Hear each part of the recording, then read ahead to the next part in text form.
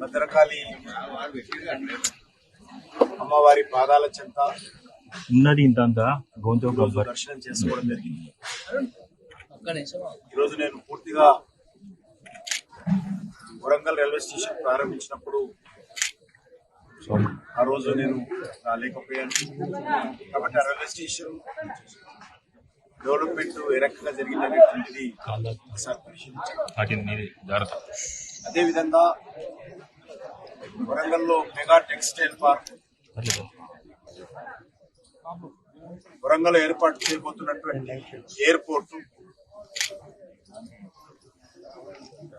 అదేవిధంగా rail manufacturing unit RMU, 1000 స్తంభాల గుడి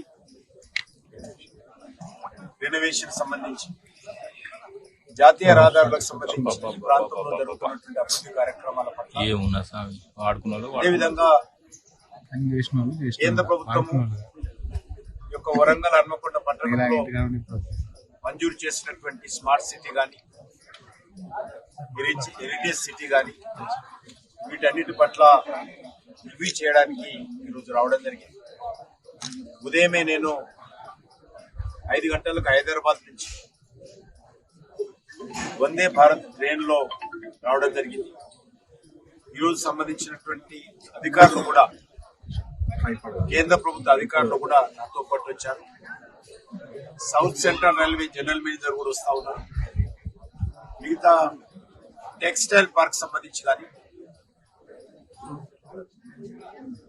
లేక ఆర్కియాలజీ సర్వే ఆఫ్ ఇండియాకి సంబంధించినటువంటి వాళ్ళు కానీ, జాతీయ రహదారులకు సంబంధించినటువంటి వాళ్ళు కానీ, అన్ని విషయాలు ఈరోజు సాయంకాలం వరకు ఇక్కడే ఉండి రాష్ట్ర కేంద్ర ప్రభుత్వ అధికారులతో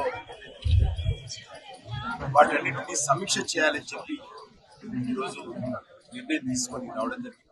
ఈరోజు సాయంకాలం వరకు ఇక్కడే ఉండి వివిధ శాఖలకు సంబంధించి కేంద్ర ప్రభుత్వ పథకాలు ఎక్కడెక్కడైతే వరంగల్ జిల్లాలో అమలు జరుగుతూ ఉన్నాయో వాటన్నిటిని సమీక్ష చేసేటువంటి కార్యక్రమం కొనసాగిస్తాం. మెయిన్ ప్రెస్ ప్రత్యేక కారిడార్ కోసం ప్రధానమంత్రి చర్చిస్తున్నారు. ఆలయ అభివృద్ధి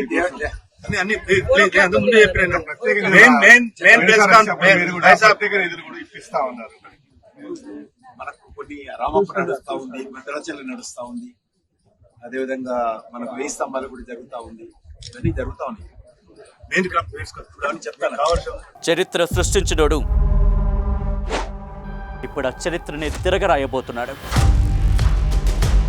అబద్ధాల గోడల్ని బద్దలు కొట్టి నిజాలను రాగా మీ ముందుంచబోతున్నాడు. నిజమైన వార్తల కోసం వెంటనే డౌన్లోడ్ చేసుకోండి రా యాప్ని.